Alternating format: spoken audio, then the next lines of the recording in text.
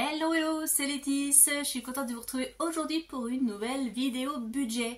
Et donc comme vous avez pu le voir dans le titre, on va faire le bilan de l'année 2024. Donc on va regarder les chiffres, on va faire un petit comparatif entre 2023 et 2024 pour voir l'évolution. Et puis surtout, on va regarder un petit peu les points positifs de l'année passée. Et on va essayer de trouver aussi des axes d'amélioration pour 2025, voilà. Donc, si vous aimez ce genre de vidéos, tout ce qui touche au budget, au système des enveloppes, à l'organisation, aux finances, eh bien n'hésitez pas à vous abonner et activer la petite cloche pour ne rien manquer. Bon, allez, c'est parti, on regarde tout ça.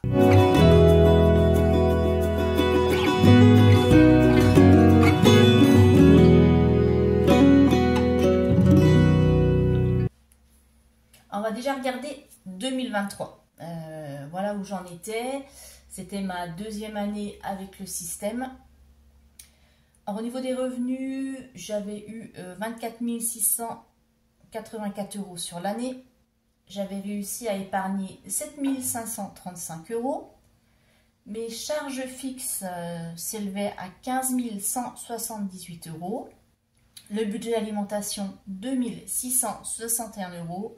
Carburant, 632 et 478 en divers, loisirs, argent de poche, etc. Donc tout ce qui n'est pas dans ces catégories-là. Voilà ce que ça représente au niveau de la répartition. Donc mes charges fixes représentaient 61,5% de mes revenus, ce qui est énorme. Hein. C'est beaucoup plus de la moitié. Normalement, on dit que les charges doivent représenter maximum 50% des revenus. Bon là, je suis clairement au-dessus. J'ai réussi à épargner quand même 23% de mes revenus. Ça, c'est quand même pas mal. L'alimentation représentait 10%, le carburant 2,6% et puis autre 1,9%. Donc en regardant ces chiffres et puis en me souvenant de la vidéo que j'avais faite en janvier 2024, je me souviens que j'étais super contente. C'était ma deuxième année avec le système des enveloppes et j'étais très très fière de moi parce que j'avais réussi en 2023 à épargner 23% de mes revenus alors que j'étais seulement à 12% en 2022, qui était ma première année. Donc comme je le dis souvent, la première année, c'est vraiment l'année où déjà il faut apprivoiser la méthode, il faut ajuster. Donc c'est normal que la première année soit un petit peu K1, K2, je le dis souvent. Donc c'est pour ça, ne vous découragez pas. Et puis après, à la deuxième année, on fait des ajustements sur le budget, sur les dépenses, on renégocie des contrats. Et du coup... on est encore plus motivé. Donc, ce qui explique cette augmentation d'épargne. Donc, plutôt un bon bilan. On va passer à 2024. Et j'ai Sengo qui fait du bruit, je suis désolée. Donc, mes revenus ont augmenté. Je suis passée à 25 000 220 €. Au niveau des épargnes, 4 744 € d'épargne.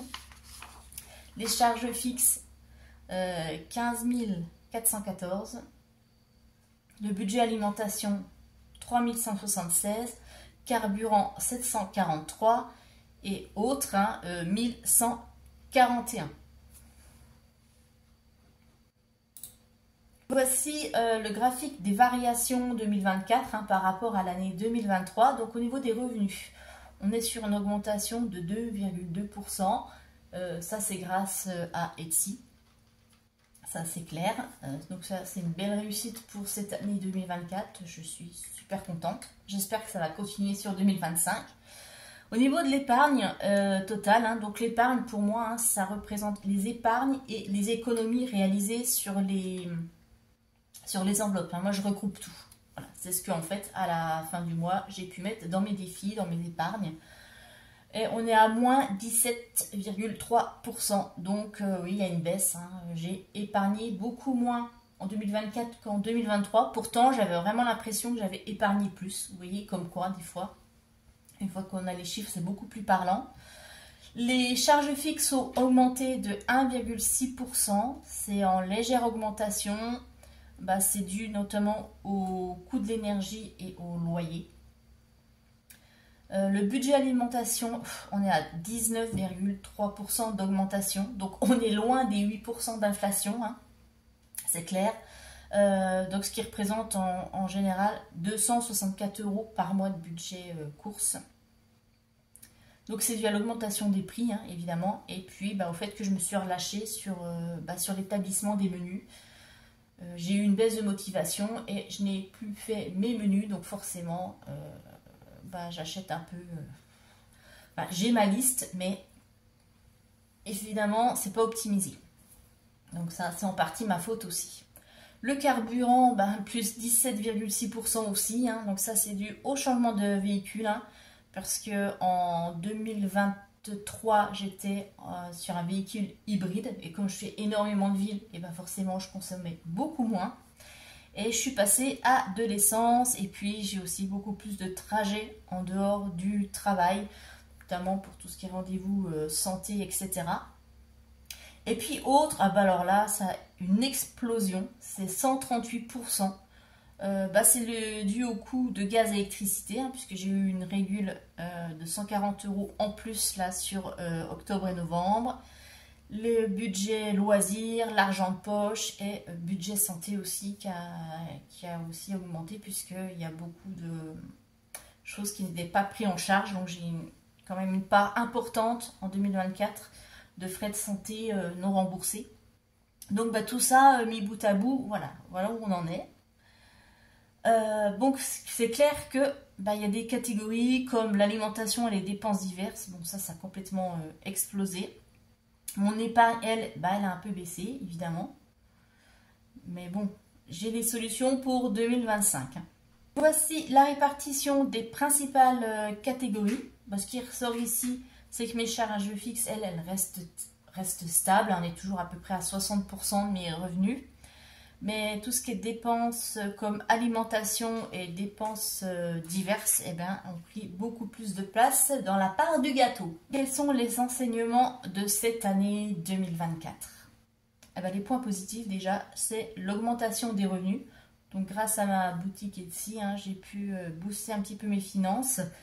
Et ça, j'en suis super fière. Et puis grâce aussi aux revenus YouTube, même s'ils ne sont pas énormes, c'est toujours ça. Donc ça, je suis contente. Stabilité des charges fixes.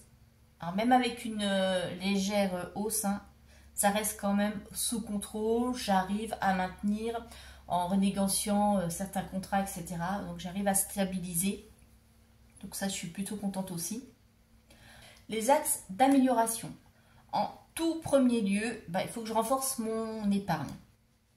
Vu que mon épargne est en baisse, il va falloir que vraiment que je m'attelle et que je réévalue mes priorités pour 2025 et que j'essaye d'atteindre 25% de mes revenus et notamment en limitant mes dépenses diverses.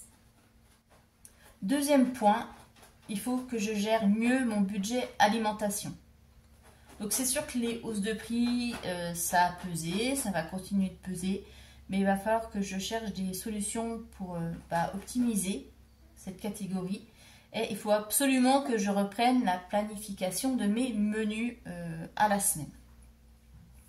Troisième point qu'il faut que j'améliore, c'est que j'anticipe mes dépenses de carburant.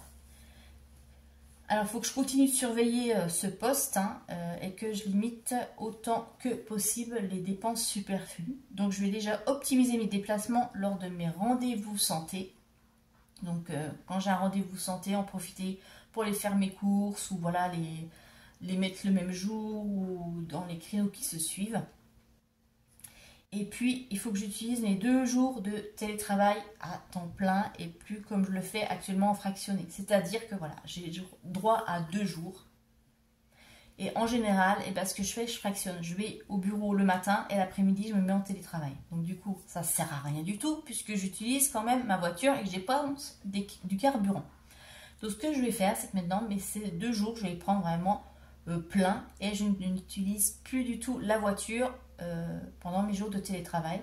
Donc pareil, s'il y a des rendez-vous santé ou autres, il faudra que je les prenne dans les créneaux, les jours où je travaille. Voilà, tout simplement. Il faut que je réduise mes charges fixes, donc ça c'est le 4e point. Donc ça va être grâce au nouveau logement que j'ai en février, puisque le loyer sera moins élevé et que les charges seront comprises. Et puis, cinquième point, il faut que je diversifie mes revenus encore. Donc, il va falloir que je mette encore plus de produits dans ma boutique Etsy afin de pouvoir toucher le plus de personnes possible.